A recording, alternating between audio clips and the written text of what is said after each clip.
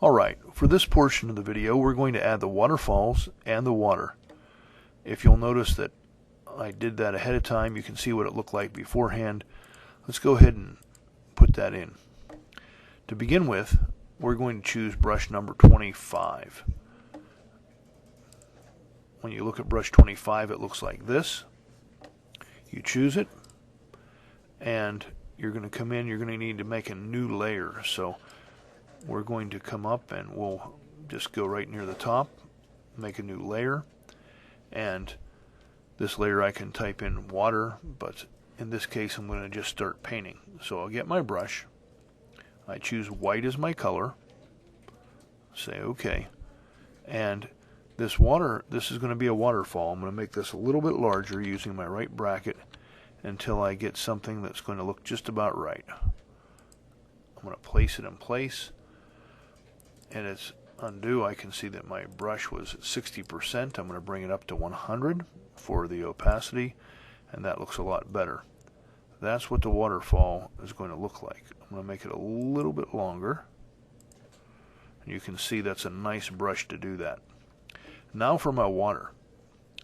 Well, since the sky is quite reflective, a good way to choose the watercolor is to simply take the eyedropper and find part of the dark color of the sky. You can't go too far off whenever you use something like that. We'll come back to the brush. I'll actually just use the same one, but I will make it a little bit smaller because I really don't want a whole lot of water coming out of this. I'm going to come over here like this, and you can see I can add this right in place. If I wanted this to be in a little bit different spot, I could have came over with my water and I could have actually made a layer that was underneath the vegetation that I have. So let's see, this is the vegetation layer. So if I wanted to come underneath this and have a little different look, I could simply put in a layer right here. And let's try that. New layer. And I will take and I will add this. Notice that now it's underneath and behind the vegetation. That's a little different look to it.